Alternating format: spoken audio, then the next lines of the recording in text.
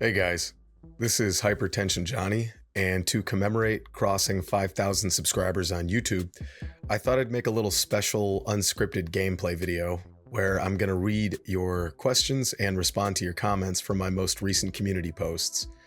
So, with that said, I'm going to select one at the end, and you're going to win a special care package from me to a destination of your choosing. It contains a one-of-a-kind, specially made Hypertension Films t-shirt and a couple games from my collection and a kind of a handwritten thank you note from me. So it's nothing wild, but it's just a little something to say thank you from me. So with that said, it's also going to cost you nothing. No shipping and handling. The t-shirt is on me, and there will be no associated costs whatsoever. So let's play some Fear 2 and have a little conversation. So, Holy Terror says, what would you call Kane and Lynch 3? Dirty deeds, social security, bloody tourists, politically alternative, blood pressure. I still hold out hope they'll make a third one. You and me both, Holy Terror. The odds of that happening are pretty slim, but, you know, a guy can dream, right? So, Square Enix has the property, and they're just gonna keep it tucked away in a filing cabinet for the rest of the time. So what would I call it though? Well, I actually answered your question. Well, I asked you a question of my own in the comments. I asked what the medical term is for high blood pressure, and the term is hypertension. So maybe I'm biased, but Kane and Lynch 3 hypertension has a nice ring to it. Thanks, man. Rohan asks, what artists and or pieces of media are you inspired by when making music?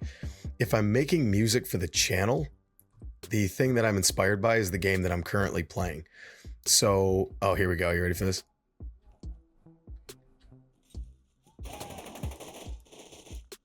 Gotcha. For Kane and Lynch, for instance, Kane and Lynch 2 has an unrelenting pace to it, right? It's got this nonstop go feel to it, and you get very, very little time to breathe or relax. So when I was making the music for the intro, it's a simple 4/4 beat, but it has that pulsing, relentless pace to it. And that was my inspiration. It's pretty simple. I don't make new music for every single video that I do, but for the big ones, I try to come up with fresh tunes to kind of set the tone for the video, for the game that I'm covering. So, mood and whatever I'm covering. Thank you, Rohan. Next one, Johnny Mazna. He says, okay then, where do you see yourself in 10 years from now on, but be honest? 10 years from now, I hope I'm celebrating the 10-year anniversary of you asking me this question. That's actually a Mitch Hedberg joke. I can't take credit for that.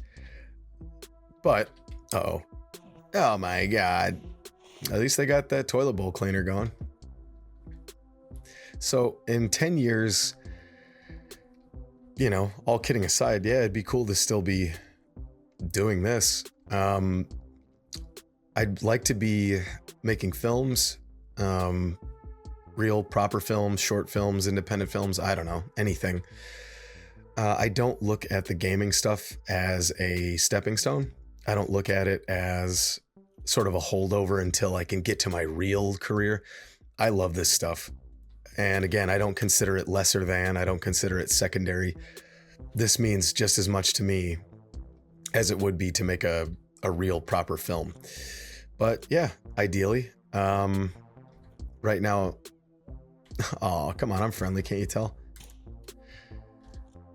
Right now I work at a hospital, and I'd preferably not like to be doing that 10 years from now. Not because I'm better than that, not because it's beneath me. A job's a job, and I'm happy to get paid regardless. But yeah, I'd prefer not to be still burning myself to the ground every single day 10 years from now, but we'll see. With any luck, I'll still be pumping out good content on the channel. And I got a couple other things I'm working on. I'm putting myself through new classes right now. I'm getting re-educated on a new subject, but I'll talk more about that later. Thanks, Johnny. All right, CK5718 says, is said launch title maybe Enclave? Get well soon, hero without a cape. Greetings from Austria. Well, greetings from the US, dude. So when I was doing this community post, I had announced that I was working on a video for an Xbox 360 launch title. So I think that if I remember correctly, Enclave was on the original Xbox and not the Xbox 360. I could be mistaken, but I seem to remember, I can kind of remember the emblem for Enclave. It was like a silver skull, and I just remember that being on the original Xbox. I could be wrong about that, but the launch title that I reviewed was actually Condemned, so good guess, but it was not Enclave. I don't know. Is Enclave good? I've never played it. I have only remember the cover art vaguely. So thank you, CK. Next, Nader. Nader guessed it. It's Condemned, isn't it? It indeed was, my friend. Congratulations for reaching 5K subs. It would be the troll move of the year if you pulled a DSP and gave away an empty video game case with your signature on it. Yeah, good old Dark Side Phil. For those of you who aren't sure, Dark Side Phil, or DSP, is a streamer or a content creator or whatever cute term we're giving ourselves these days. And I guess he held a contest kind of similar to what I'm doing, where he said basically, hey, I'm going to send you guys some games from my collection. And apparently he ended up sending people empty video game cases with his signature on it. He just couldn't part with the discs, apparently. Allegedly. I don't know. I didn't participate in any of that. But no, if I say I'm sending you a game, there will be a disc in the box. Of course, the ultimate troll move would be if I had my pants around my ankles during a live stream and then told everybody I was itching my foot when in fact I was doing something else on camera. Thank you, Nader. Always good to see you, buddy. All right, next, my boy, Digital Hauntology. Digital Hauntology, by the way, if you've never watched his channel, he makes fantastic game reviews, and they're of super high quality, so go and check him out if you get a chance. He says, how important is art style and art direction to you when you're checking out games you've never heard of? Congrats on 5K. I'm also down with the sickness at the moment, wishing you a speedy recovery. Yeah, so I wrote this community post when I had COVID and I was feeling crappy, so I'm sorry, buddy. I wish I had known, or I wish I had responded to this. I would have wished you well as well. Also, yes, by the way, I realized that I sent myself down an elevator shaft a minute ago. I wasn't unaware. I was just trying to keep a thought in my head. So I also hope you are well. And as I understand, Digital Hauntology is also getting married this month. So big shout out to you, buddy. Congratulations. If I can give you any advice, just know when to hold them and when to fold them. Pick your battles and be attentive and support the other person, especially when they're having a crappy day. And everything should work out just fine. How important is art style and art direction? That's a phenomenal question because it's everything. Just about. It's everything. So Kane and Lynch 2, I'd already played Kane and Lynch 1, but it was a huge disappointment, and I basically had written off the series. And when I saw the style that they were going with for Kane and Lynch 2 and some of those early advertisements, I was like, oh man, this is going to be fantastic. Like, they're bringing this series right back with fury and verve, and they're doubling down on that gritty, gruesome style, and they did. Manhunt, same thing. I remember seeing the TV spots and then finding the box at Blockbuster of all places back when it came out, and they somehow let my brother and I rent it despite us being kids. I guess the guy at the desk just didn't care. But Manhunt had that really, really cool style where the guy on the front was wearing a hockey mask like Jason Voorhees, and it had that gritty, nasty VHS video nasty feel to it. And I couldn't help it, man. I had to see what that was about. Hotline Miami, same thing. I may or may not have ever played Hotline Miami if it wasn't for the style. but that gritty, gruesome, tech noir, sleazy 80s Miami style with the top-down gameplay, reminiscent of games of yore, was just irresistible rather, excuse me. And I had to play it. So art direction, art style, when I'm playing a game that I'm not familiar with, is everything. It's super important. And even though at times the high seas are sailed, I love supporting developers, and I've bought Hotline Miami probably 2 or 3 times now on different systems, just because I love it so much and I believe in it. So I'm happy to give a couple of bucks to the people that provided such happiness to me. So thank you, DH. Good to see you, buddy. Next one, Merces47 Letifer. I have a question. Whatever happened to that horror film you mentioned at the very end of the Chaos Theory video? Haven't heard a peep about that since. Anyway, this channel is incredible and I really can't wait for it to blow up. Well deserved. Thank you. So, let's see.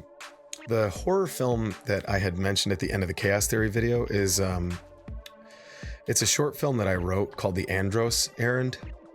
I have a completed script. I've had it done for about a year now, maybe a little more. And basically, obviously I won't tell you. Yeah, you see, this happens all the time. Obviously, I'm not going to tell you what happens in the film, because then why would you ever watch it? But I will say that it's a first-person horror film, and I went to the extent not only to finish the script, but actually went to the extent of I built a Steadicam rig out of PVC pipe and Armacell and an electrical outlet cover to rig the camera to, and it actually works. I bought a little mount attachment for the rig, and I can actually use my camera as a Steadicam, and it works really well. I actually shot some test footage for the Andros Errand at the place that I was going to film it at. Oh, right, you gotta hold. And the footage looked okay. It was obviously rough. It needed all proper lighting and blocking and framing and yada yada. I just wanted to see what it would look like. It looked pretty good. The problem is the place that I was filming at is somebody's house, and the people that live there. Oh, listen. Yeah, you can hear the gunshots going off in the distance and people running for their lives. That's terrifying. And then you see stuff like this. Oof, brutal, man. Just people getting gunned down at their desks. So anyway, I filmed some test footage at the house, and the people that live in the house are wonderful, and they mean a lot to me, and I love them very much. And they're really supportive and really cool about it.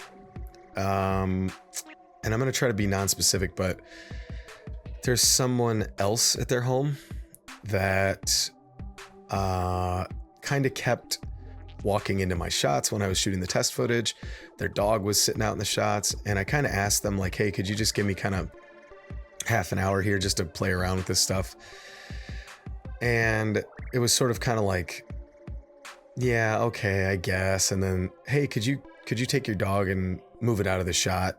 Well, if I put the dog in the room, it's gonna whimper and whine, and I don't want that.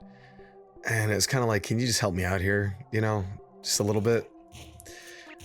And there was a little bit of hemming and hawing and a little bit of whining. And eventually, after shooting a couple days worth of test footage, I sort of realized that filming at this location, at this house, for now anyway, wasn't going to be viable.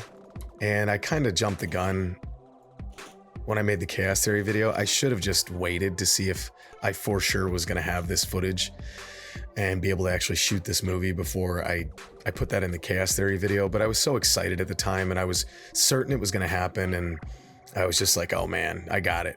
And then all that stuff kind of happened, and I realized it just wasn't viable at the moment. So the Andros Errand is on hold until I can either find another location to film, or if I can work something out with the people at the house. So for now, it's on hold, but I assure you, the test footage was really cool. I don't know if I still have it. Maybe I can put it up on YouTube. It's really rough, but it was cool. And I swear to God, if it ever gets made, it's going to be awesome. You're going to love it. The concept is very, very simple. It's more or less a one-man show, but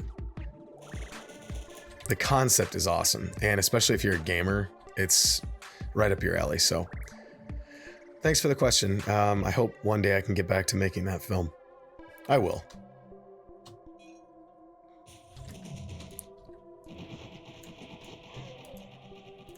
Although I prefer fighting the replicas in Fear 1, I do like that they still try to flush you out, they try to flank you. They still have some battle chatter, although the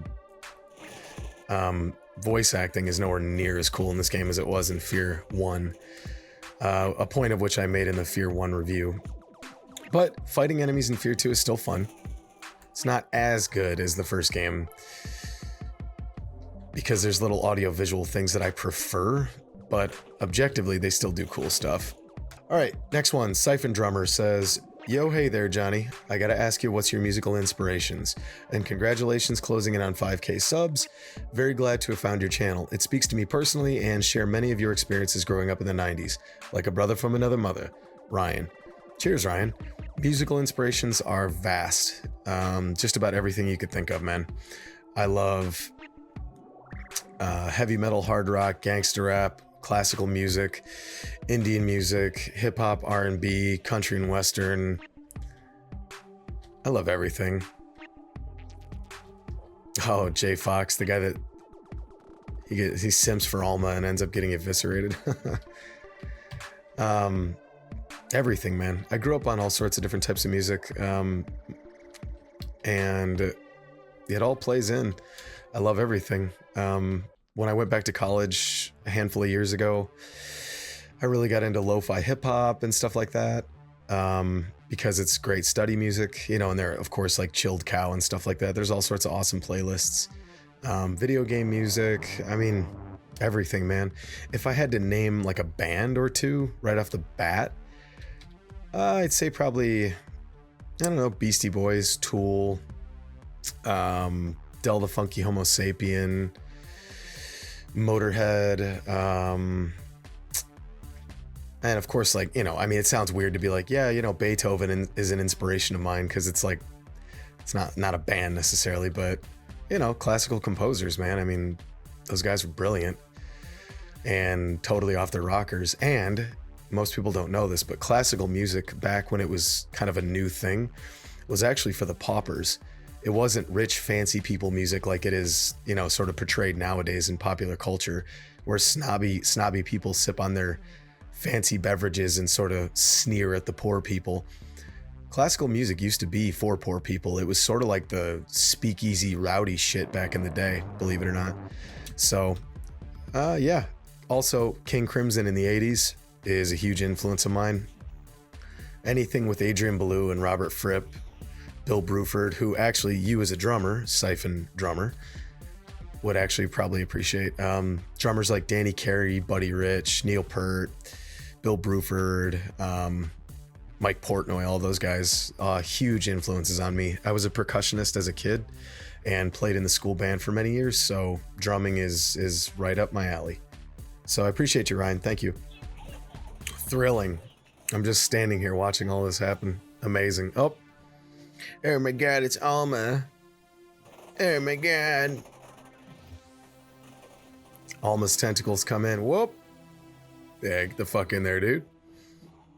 Oh, I think, isn't this where she's on a swing? Or, yeah, this is... Oh my God, it's so spooky because she's a little girl. Oh my God, a nuclear reactor. Project Origin. See, get it? Because she grew up in a simulation, but really she was just a test subject. Now you know the horrible truth. Yeah. Yeah. Why does he talk like that? Have you ever seen a more cliche character? I got a mustache and I talk like this, yeah. Yes, sucker. Hell yeah, dude. Here we go. Yeah, the combat arena has been set. Now watch, let me show you how weak the combat shotgun is. It's just kind of puff, puff. It's like shooting marshmallows. Uh-oh. Here, let me do it in slow motion. Puff. Puff. Puff. Yeah, I mean, it's still a good weapon, but it's nowhere near as good as the first one. See what I mean? Like, that should have ripped that guy into shreds at close range. Anyway, Jose, what made you want to start making videos yourself? That's an easy answer. Several years ago, I lost a career that I'd worked very hard to get into. I'm going to try to be non-specific, but I basically went through a bunch of training and was a part of a group and was in a good job, and I enjoyed it quite a bit. And I planned on doing quite a few more things from that point. It was discovered that I had a medical condition that I did not know about, and as a result, the organization that I was a part of basically said, you got to go. And I fought that recommendation for about 8 months. And in those 8 months, I did nothing but, shit jobs, basically to keep busy and to justify a paycheck coming my way. So literally scrubbing poop out of toilets with my hands. I had gloves on, but sometimes I just didn't have toilet brushes.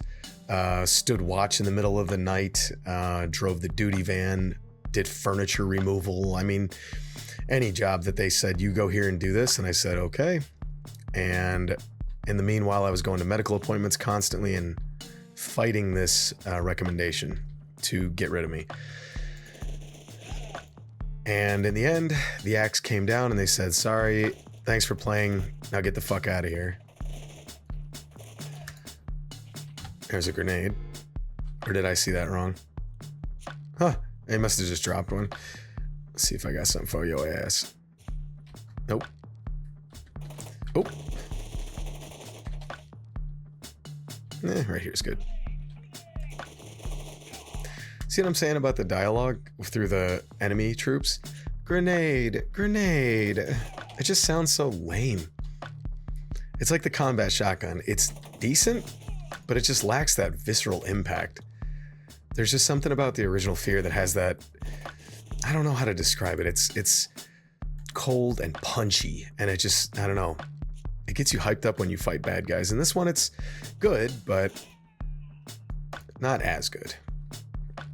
So after I lost that career and that job, I just had to go, I rotated back out into the real world, quote unquote, and worked a bunch of shit jobs that I hated and was super depressed for a few years. And what got me through that were, in addition to a couple other things, people in my life mostly, but a couple of YouTube channels really helped me, believe it or not. There were a few in particular that I really looked forward to when they would upload. And while I was working at my crappy job, I would, if there was no one in the shop that I was working at, or if I was alone, no customers, no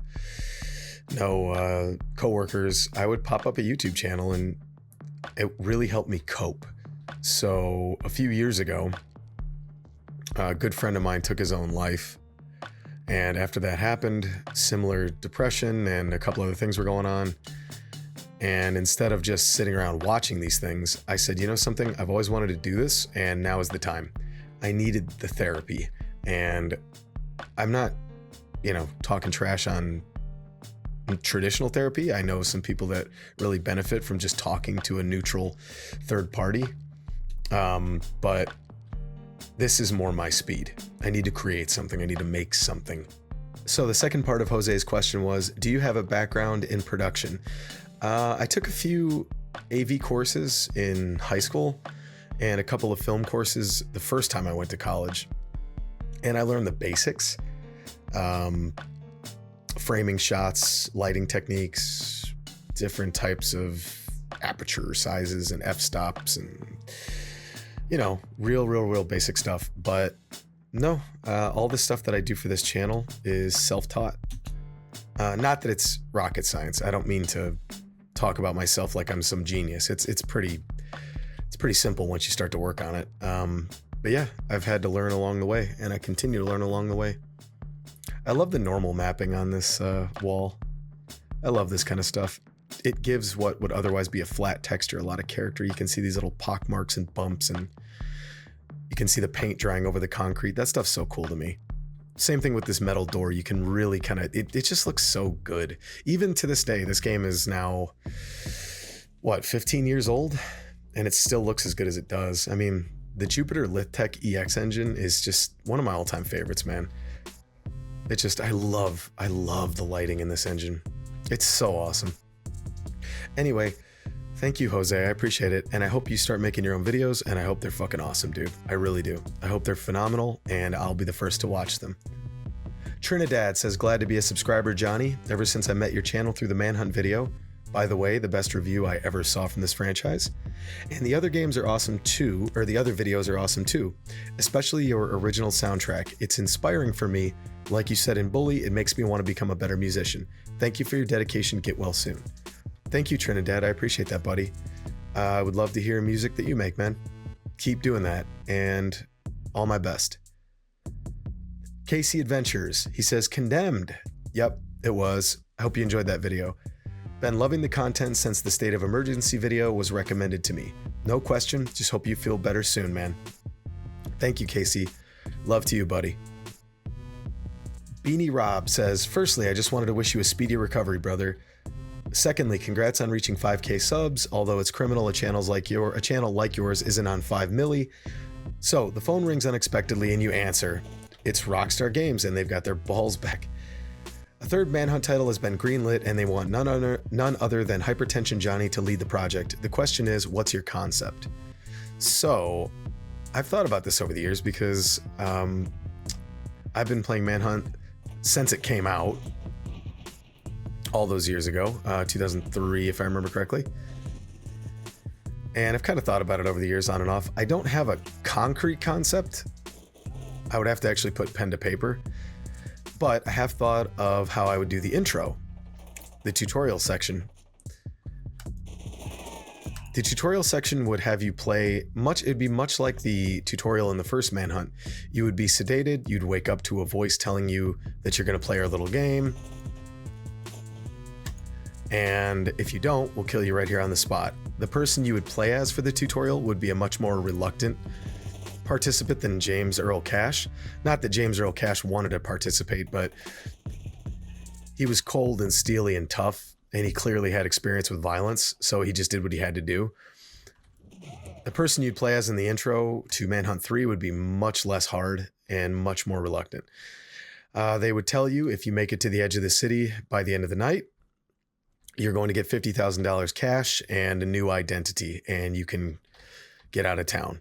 So you'd play through, they would teach you the basics of stealth, stalking, executions, melee, yada yada. And then at the very end, you would get captured, and a man who was backlit so that you couldn't see his face would tell you, and this is presumably Mr. Nasty, would tell you, okay, you've made it. You're this close to being free. There's just one last thing for our viewing audience. And then he would bring out somebody close to you, a coworker, a family member, a lover, whatever. He would hand you a crude implement and say, okay, kill or be killed. And then of course I would leave it up to the player. You'd get to make a choice. I would have a decision where you either do as you're asked, you refuse, at which point you're killed, or there'd be like a secret option. Not much of a secret, but a third option that wasn't listed where you could actually start to attack the Mr. Nasty character, at which point, you know, the bodyguards would take you out really quickly. But regardless of the decision you make, even if you participate and do the cruel act, and oh boy, I would make that uncomfortable. Even if you do play the game, you're eventually killed either way. And it turns out that the person you play as in the tutorial is not the person you play as for the rest of the game. And it would set the tone. Yeah, Human Centipede. Shout out Human Centipede. It would set the tone for the third game that this is bleak. This is horrific. This is not meant to be funny or lighthearted. This is a brutal, mature game for adults who are seeking something a lot more on the edge. So, and I wouldn't have it just be edgy for the sake of edgy. I would actually not have all the, you know, deliberately offensive BS that you might think of, but there would be some super uncomfortable moments It wouldn't just be murder on camera. There'd be some other things too that you'd have to do. But anyway, I digress. I can tell you with confidence though, if I ever did get that job, and I don't think I ever would, but if I did get that job to write Manhunt 3, you can bet your bottom dollar it would be fucking awesome. Trust me. But, you know, again, the odds of that happening are as slim as Kane and Lynch 3 being a reality. So thanks anyway, Beanie Rob. I appreciate the question, buddy. All right. Next one is Trauzt or Trauzt. He said, your videos are a comfort. Just in general, I've always enjoyed watching your takes on a game, especially Kane and Lynch for some reason. Can't wait for another masterpiece. Thanks, Trauzt. I don't know if I'd say masterpiece, but I do appreciate the sentiment, buddy. That's what I'm trying to make. Just nice, easygoing, comforting stuff. Maybe you learn something, maybe you laugh a little bit.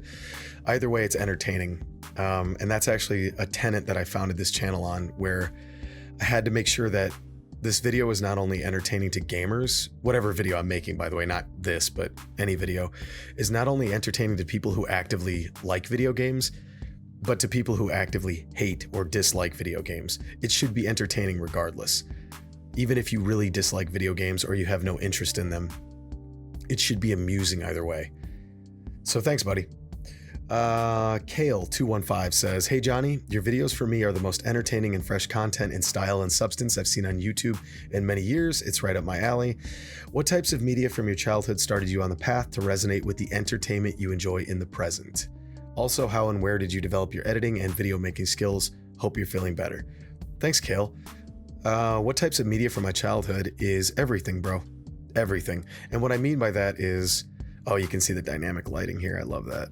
That's so cool. Oh, this is where you fight the flamethrower guys, isn't it? Oh, boo.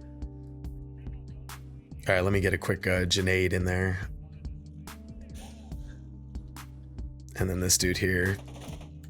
Let me just sneak over. Got your ass. If I remember correctly, the flamethrower in this game is also really lame. So when I was a kid, my parents split up when I was pretty young, and even though they had a lot of similar tastes, they also had their own unique tastes. So when I was staying with my mom, we would watch a lot of horror movies. We'd listen to a lot of heavy metal music, hard rock, but then we'd also listen to like Van Hagar and love ballads and Tony Braxton and Bryan Adams, and we'd watch Lifetime movies and stuff like that, and a lot of Stephen King movies. And then when I was with my dad, it was like Lawrence of Arabia, Blade Runner, and then we'd listen to Rage Against the Machine and U2 and more contemporary music for the time anyway. And then my dad, huge reader. He literally has a library, which is anything over 1,000 books. I'm pretty sure he literally has a library, despite the fact that we lived in small, teeny little apartments my whole life. He found ways to store his books. So I grew up on his type of books and my mom's types of books, which were all different. So everything, dude, all different types of media. Stand-up comedy, same thing. I grew up on a lot of stand-up comedy, from the old legends, Richard Pryor, Eddie Murphy, George Carlin, to the guys that were coming up at the time that I was a kid. Guys like Dave Attell, Mitch Hedberg, Greg Giraldo, Patrice O'Neill, my personal favorite comedian of all time, by the way. So yeah, everything, man. Everything influences me. Whatever's good, man. Whatever sounds good, whatever looks good, whatever makes me laugh, whatever makes me smile. It's all good, dude. How and where did you develop your editing and video making skills? I kind of talked about this a minute ago, but I just took the academic approach, man, and taught myself. When I acquired the hardware and the software necessary to do stuff like this, I just literally took a notebook and a pen and started taking notes. So that's it. Thank you, Kale. Let's see. Jacob the Dabbler says, hey, congrats on 5K subs, playa. You definitely have the right to cut in line at the grocery store or commandeer a seat on a packed bus now. Just pull up your channel on your phone and show them, and it should be sweet, I assume. My question is, if a strange man pulled up next to you in his van on the street and told you he had Bully 2 in there with him, would you get in 3 seconds or 3.5 seconds? Hope you're taking care of that mind, and keep up the good work as always, dude. By the way, sorry, I'm not trying to just run around in this game right now. I'm just sort of reading while I'm jogging about. If a strange man pulled up next to you and said he had Bully 2, I would get in 3 seconds, but I would have to warn him, if I get in that van, it's going to get real weird for you. I'm going to get that game. So, hope you're taking care of that mind. Yeah, you know, there's a Pixie song about that out there. Anyway, thanks, Jacob. I appreciate it, buddy. I also love his shitpost type content on his channel. So, I think that's it, actually. Let me check. I'm scrolling through right now. Yeah, I think that's everybody. All right, with that said, Digital Hauntology, I'm going to send him the care package. DH has always been a big supporter of the channel. He also makes awesome content himself. And I really like his question about art style and art direction, because I feel like that not only influences how I get into some games, but how everyone does. I mean, we all saw Super Mario Brothers when we were a kid and went, okay, I don't know what this is, but I got to try it. So with that said, Digital Hauntology, shoot me an email, dude, at hypertensionfilms@gmail.com. Let me know where you want the stuff to be sent, and I'll ship it out to you. Thanks, everybody, for commenting and questioning. I hope you enjoyed this mediocre Fear 2 gameplay. This style of content is actually something I'm going to start doing quite a bit more of alongside the usual videos. So fret not, the normal videos will not suffer. The quality of the normal videos will not suffer, and I'll continue to make awesome stuff. I'm going to get going on a Silent Hill 2 remake video very soon, and it should be out when it's done. Thank you, guys.